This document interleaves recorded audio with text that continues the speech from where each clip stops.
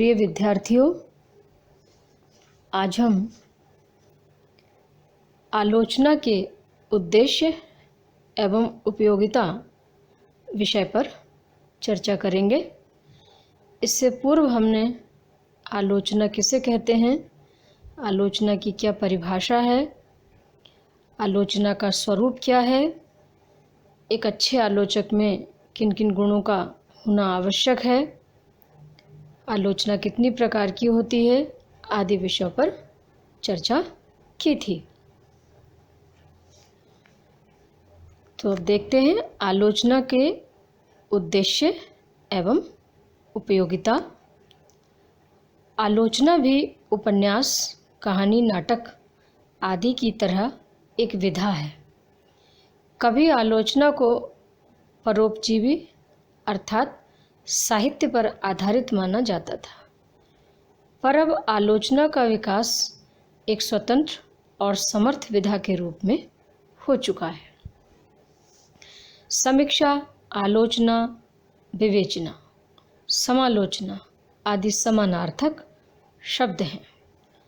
समालोचना शब्द में सम प्लस आंग प्लस लोचना प्लस आ, ये चार विग्रह अंश हैं। समलोचना का शाब्दिक अर्थ सम्यक रूप से मर्यादा पूर्वक देखना। डॉक्टर श्याम सुंदर दास ने आलोचना की परिभाषा इस प्रकार दी है: साहित्य क्षेत्र में ग्रंथ को पढ़कर उसके गुण और दोषों की विवेचना करना और उसके संबंध में अपना मत प्रकट करना आलोचना कहलाता है। यदि हम साहित्य को जीवन की व्याख्या माने तो आलोचना को उस व्याख्या की व्याख्या मानना पड़ेगा। प्रतिभा दो प्रकार की होती है, कार्यत्री और भाव्यत्री।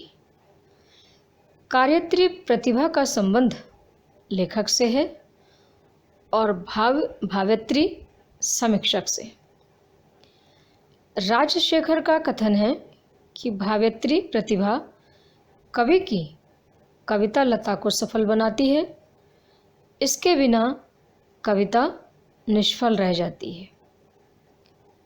तात्पर्य हुआ ये कि भाव्यत्री प्रतिभा संपन्न समीक्षक आलोच्य कृति के सौंदर्य का सूक्ष्म अध्ययन प्रस्तुत कर पाठक को उनका यथार्थ रूपेण रसास्वादन कराती है।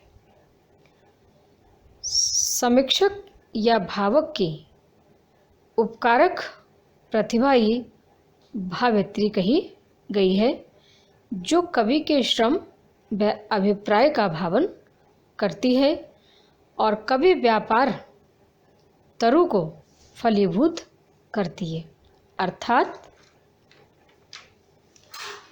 कविता कामनी के सौंदर्य का उद्घाटन करती है। कुछ विद्वान लेखक और समीक्षक अर्थात कवि और भावक को एक ही मानते हैं।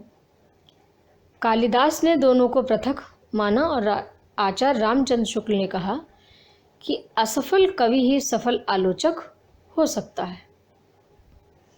आचार्य रामचंद्र शुक्ल, राजशेखर आदि ने आलोचना को भाव्यत्री प्रतिभा में परिणत किया और उसे साहित्य उपजीवी बतलाया है, जबकि आज के साहित्य जगत में आलोचना भी एक स्वतंत्र विधा है और इसका संबंध कार्यत्री प्रतिभा से है।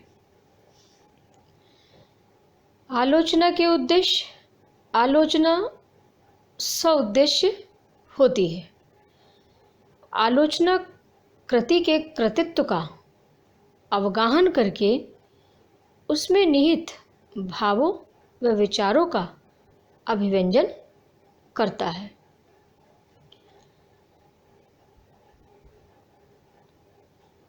मैथ्यू आर्नल्ड के अनुसार संसार में सर्वाधिक सुंदर वस्तु और भावना का ज्ञान तथा उसे निष्पक्षता एवं योग्यता के साथ एक नवीन भावधारा में प्रवाहित करना ही समालोचना का उद्देश्य है।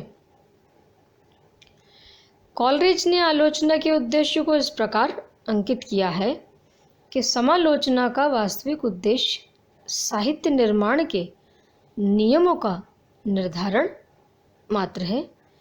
उसका ध्येय निर्णयात्मक नियमों की सूची बनाना नहीं है। इलियट ने आलोचना के उद्देश्य पर प्रकाश डालते हुए कहा कि आलोचना का उद्देश्य किसी वस्तु के मूल्यों का निर्णय करना है। आलोचक छिद्र अन्वेषण नहीं करता, वह तो सम्यक विवेचन करता है। अरस्तु ने आदर्श आलोचना पर प्रकाश डालते हुए लिखा है कि समालोचना का आदर्श साहित्य के उन गुणों का अध्ययन होना चाहिए जो सामान्य पाठकों को रुचिकर होते हैं। छोटी छोटी भूलों पर नाक भौं सकोड़ना श्रेष्ठ आलोचक का काम नहीं। ऐसा छिद्र अन्वेषण केवल आलोचक की हृदयहीनता और देश भावना का ही द्योतक होता है। मम्मट आचार्य ने काव्य प्रयोजनों को निर्देशित करते हुए व्यवहार विधेय और कांता सम्मित तय उपदेश की व्यवस्था दी है। अर्थात उन्होंने कहा है कि काव्य व्यवहार विध बनाता है और सदुपदेश भी देता है। आलोचना देखती है कि क्या रचयिता अपने इन कार्यों में सफल हुआ भी है या नहीं। सहृदय समीक्षक काव्य कृति का अध्ययन कर उसका अर्थ व आशय स्पष्ट करता है, उसका वर्गीकरण करता है और उस पर अपना निर्णय देता है। समीक्षक कृति और कृति को समझने में सहायता देता है। विद्वानों ने आलोचना के मुख्य 3 उद्देश्य बतलाए हैं कि कृति और कृति का भावन, सत्य साहित्य के सृजन को प्रोत्साहन और असत साहित्य सृजन को हतोत्साहित करना। हर गंभीर पाठक भी अध्येता नहीं होता, जबकि आलोचक बुद्धिजीवी होता है। उसका विवेक जागृत होता है तथा अध्ययन व्यापक होता है। वह न केवल कृति विशेष अर्थात समीक्षक कृति से परिचित होता है, बल्कि उसके रचयिता, उसकी अन्य कृतियों तथा उस विधा के अन्य लेखकों व कृतियों से भी परिचित होता है। फलतः वह पाठक को उस कृति के संदर्भ में अधिक पुष्ट व प्रामाणिक जानकारी देता है। आलोचक जानता है कि रचना कैसी है और उसकी प्रासंगिकता क्या है। वह अनुपयोगी है, पतनोन्मुख साहित्य के सृजन को हतोत्साहित करता है और सत साहित्य के सृजन को प्रोत्साहन देता है। आलोचक अच्छी कृतियों की प्रशंसा कर उन्हें प्रोत्साहन देता है। वह छिद्रान्वेषी नहीं होता, बल्कि सहृदय और उदात्त होता है।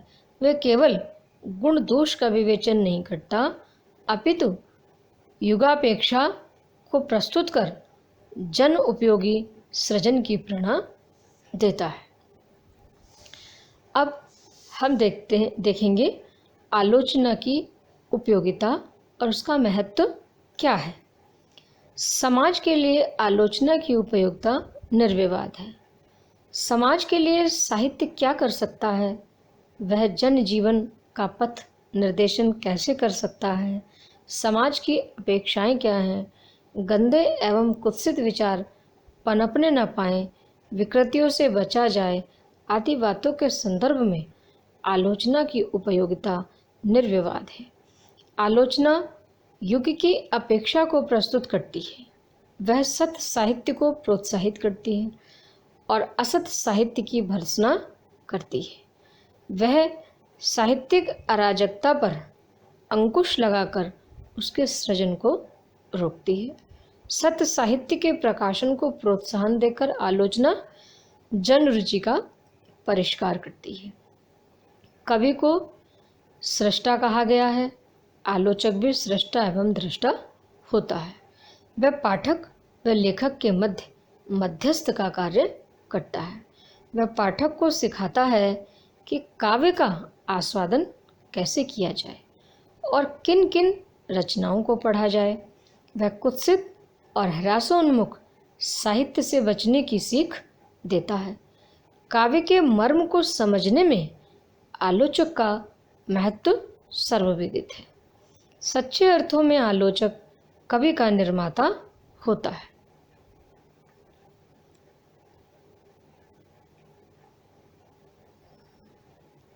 साहित्य सागर अथाह है। आलोचक बतलाता है कि हम किन किन कृतियों को पढ़कर समय का सदुपयोग करें। कार्यत्री प्रतिभा से युक्त कवि, लेखक उपन्यास, नाटक, कविता आदि के रूप में जीवन की व्याख्या करते हैं, तो आलोचक उस व्याख्या की व्याख्या करता है। इस प्रकार जो महत्व साहित्य का है वही महत्व आलोचना का है।